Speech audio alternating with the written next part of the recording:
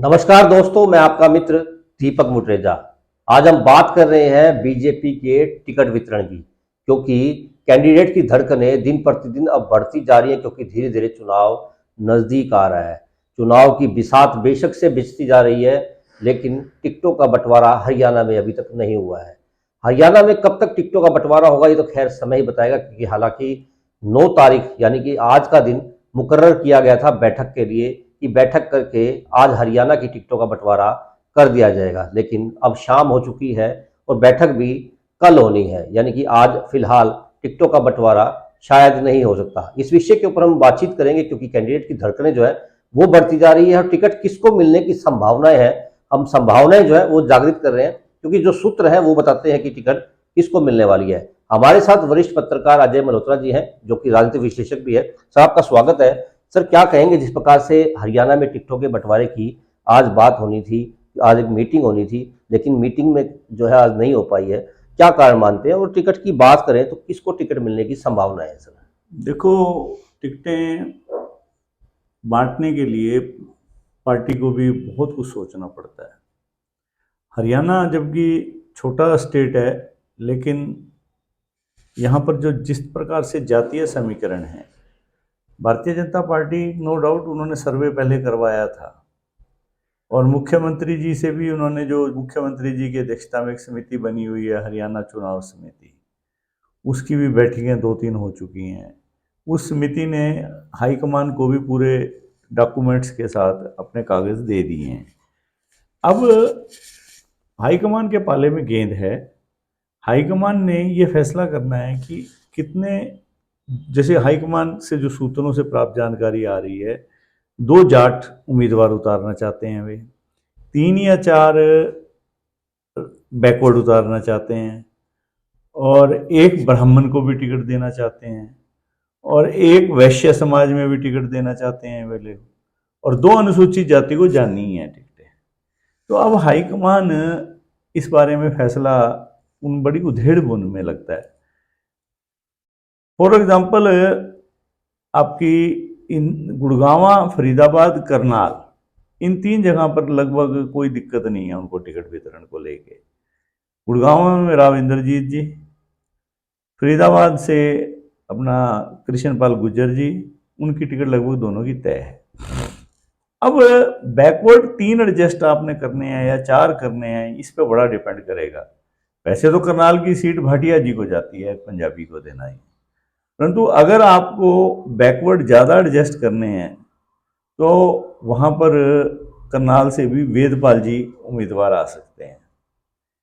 फिर रोहतक, भिवानी, हिसार, इन 3 में किन 2 जाट को टिकट दी जाए?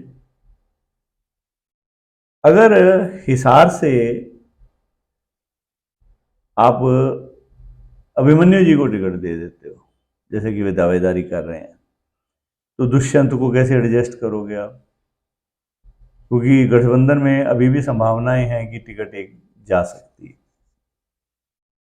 अगर आप फिर भिवानी में आते हो, अगर धर्मवीर जी की जगह अगर सुधा यादव को देते हो, तो वो लॉजिकल भी दिक्कत आती है, क्योंकि एक अहीर को ऑलरेडी दे चुके हो आप टिकट।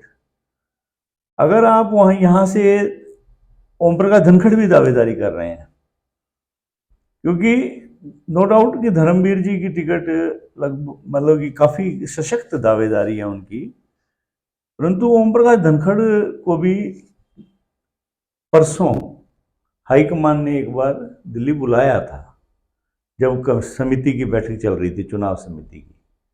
उनसे क्या डिस्कशन हुआ है, तो कहीं ना कहीं उनकी जो हाईकमान से नज़दीकियां हैं वो उनको फ़ायदा देती हैं। अगर भिवानी जाट एडजस्ट हो गया, आपका रोहतक जाट एडजस्ट हो गया, सॉरी हिसार, तो फिर रोहतक में हर हाल में गैर जाट को देनी पड़ेगी, जबकि यहाँ भी रणदीप हुड्डा का नाम आ रहा है, जो आपके फिल्म स्टार हैं। बिल्कुल सर। तो रोहतक में जाट अगर खड़ा करते हैं तो स्वाभाविक है दीपेंद्र हुड्डा उससे मजबूत पड़ते हैं। पिछली बार भी जो गैर जाट था, पोलराइजेशन के चलते वो 7,000 वोटों से जीते थे, अरविंद शर्मा। अरविंद शर्मा की भी एंटी इनकम्बेंसी है, तो वहां पर अगर आप किसी ब्राह्मण को देते हो, ये भी दोनों चल रहा है कि ब्राह्मण को दें या रोहतक से किसी बैकवर्ड को उतारें मैदान में। इसी प्रकार सोनीपत में, अब सोनीपत में फिर एक ब्राह्मण की दावेदारी है योगेश्वर दत्त की। ब्राह्मण एक को तो देनी है उन्होंने, और या फिर वहां पर किसी जाट को लाते हैं तो फिर रोहतक में हर हाल में एक ब्राह्मण को देनी पड़ेगी आपको। और बैकवर्ड में अगर फिर चलता है तो आपके फिर कुलदीप बिश्नोई हैं, वो भी हिसार से दावेदार हैं।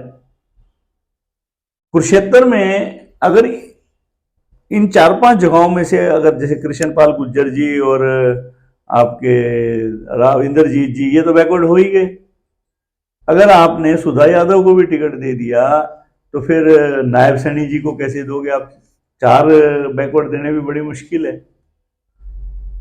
अंबाला और सरसा तो क्लियर है भाई, वो तो एससी कोटे में जानी है दोनों की दोनों, वहां और तरह की दिक्कतें हैं। अब चर्चा ओम पर अपना अशोक तंवर जी की भी आ रही है सरसा से। वहां गीता अपनी ये जो दुगल हैं पहले से, जो वो है सुनी दुगल, वो दावेदारी कर रही हैं। और उनके देखो, उनका एक पॉजिटिव कारण है,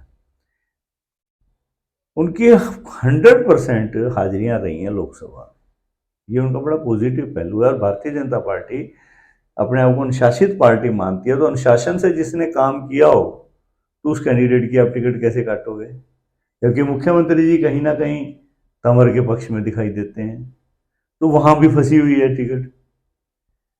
और फिर आप आ जाओ अंबाला में, बद्दो कटारिया जी की वाइफ, जो कि जिनका राजनीति में कोई अभी किसी प्रकार का दखल नहीं है, और परंतु उनके पति सिंस गए हैं, थोड़े दिन पहले उनकी डेथ हुई है, तो वो दावेदारी पे हैं। तो वहां पर और भी कई लोग दावेदारी पे हैं।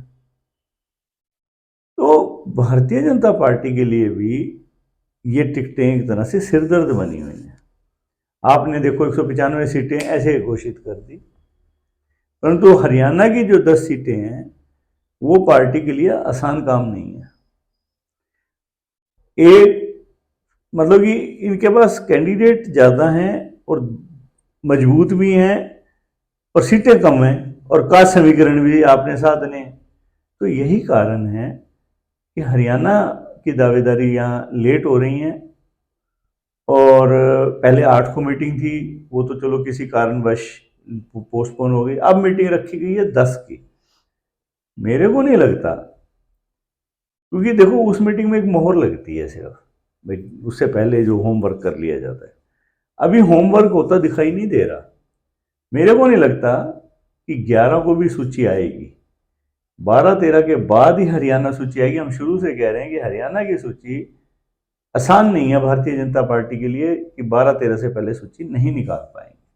हालांकि सर, जिस प्रकार से परसों जो है पूर्व जो है शिक्षा मंत्री जी और प्रदेशाध्यक्ष रामविलास शर्मा जी यहाँ पर आए थे, उनका कहना था कि 9 तारीख तक जो है घोषणाएं हो सकती हैं टिकटों को लेकर के। उन्होंने कहा था कि मीटिंग जो है वो होनी है, उसमें 9 तारीख का उन्होंने समय भी दिया था कि 9 तारीख तक टिकटें घोषित हो जाएंगी। लेकिन रामविलास जी ने तो कह दिया, परंतु हाईकमान की दुविधा तो रामविलास जी को भी नहीं पता। बहुत बुरी तरह उलझा हुआ है हाईकमान इस मामले में। आपको कास्ट वाइज एडजस्टमेंट करनी है, कैंडिडेट का क्या कद है उस तरह एडजस्टमेंट करनी है, हाईकमान से किसके क्या रिलेशन है उससे एडजस्टमेंट करनी है। अब आप फॉर एग्जांपल भिवानी को ही ले लो, अगर पब्लिक के अंदर सर्वे के हिसाब से देखें और जो यहाँ का माहौल के हिसाब से देखें, कास्ट समीकरण को देखें, तो धर्मवीर ज़्यादा मजबूत कैंडिडेट हैं। परंतु हाईकमान से नज़दीकियाँ होने के कारण आपके धनखड़ भी और सुधा यादव भी जोर मार रहे हैं। तो कहीं ना कहीं द्वंद्व की स्थिति है ये। मतलब हर नेता की जो धड़कनें हैं वो प्रतिदिन तेज हो रही हैं। उन्हें लगता है लगभग बीपी की गोलियां भी लगातार खानी पड़ रही होंगी, क्योंकि प्रतिदिन जो है मीटिंगों का दौर भी जारी है और संभावनाएं जो है वो अलग अलग कैंडिडेट की निकल करके आ रही है। नहीं, बीपी की गोली नहीं खानी पड़ रही होगी, रात को तो कोई नींद की गोली खानी पड़ेगी उनको, ताकि शांति से सो सके। कहने को तो सभी कैंडिडेट ये कह देते हैं जी भारतीय जनता पार्टी के लिए काम कर रहे हैं, भाजपा चुनाव जीतेगी, मोदी जी को प्रधानमंत्री बनाना है, क्योंकि अगर ऐसा नहीं कहेंगे तो फिर वो मिलती हुई टिकट भी काट देंगे अगर आप उनके गीत नहीं गाओगे ऊपर वालों के। तो वो तो इनकी मजबूरी है, परंतु देखो टाइम पास करना बड़ा मुश्किल हो रहा है कैंडिडेट्स के लिए। ऐसे में सर क्या लगता है, प्रचार भी जो है वो प्रॉपर तरीके से नहीं हो पा रहा होगा, कैंडिडेट जब तक जो है नहीं घोषित होंगे तो वो किस प्रकार से फील्ड में जाकर के अपना जो है प्रचार कर पाएंगे या पार्टी का प्रचार कर पाएंगे। दूसरी बात है उससे कितना जो है इफेक्ट पड़ने की संभावना है। हालांकि कांग्रेस भी कहीं कमजोर नहीं है, कांग्रेस भी लगातार जो है प्रचार कर रही है अपना, हालांकि कैंडिडेट उनके भी घोषित अभी तक नहीं हो पाए हैं। दोनों ही पार्टियां जो है बराबरी के तौर पे खड़ी हैं। ऐसे में क्या लगता है सर, नहीं कैंडिडेट देखो, प्रचार तो अभी ना तो कांग्रेस शुरू कर पाई है, ना बीजेपी शुरू कर पाई है, और ना ही गठबंधन की जो पार्टी है जेजेपी वो कर पाई है। तो प्रचार तो अभी किसी का भी शुरू नहीं हुआ, तो हम ये नहीं कह सकते भी ये पार्टी आगे निकल गई प्रचार में, ये पार्टी पीछे निकल गई प्रचार में। प्रचार तो एक जैसा ही शुरू होगा सबका। हाँ, इतना जरूर है कि कैंडिडेट्स की दिल की धड़कनें जरूर बढ़ी रहेंगी और उनके सपोर्टर्स की। अब अकेली भारतीय जनता पार्टी नहीं, कांग्रेस भी इसी द्वंद्व में फंसी हुई है। कांग्रेस तो पूरी तरह से भारतीय जनता पार्टी के समीकरण देख रही है।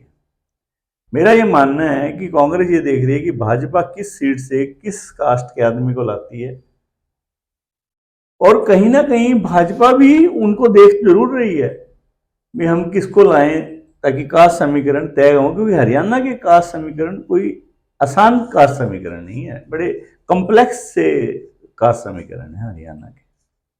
बिल्कुल जिस प्रकार से आज हम वार्ता कर रहे थे कि जो कैंडिडेट्स की धड़कनें हैं वो लगातार बढ़ती जा रही हैं, उन्हें ना केवल बीपी की गोली, साथ में ही नींद की गोलियां भी रात के समय खानी पड़ रही है। क्या पता कब मीटिंग हो जाए और कब उनका टिकट में नाम आता है या नहीं आता है, वो तो खैर समय बताएगा, लेकिन फिलहाल स्थिति काफी चिंताजनक बनी हुई है।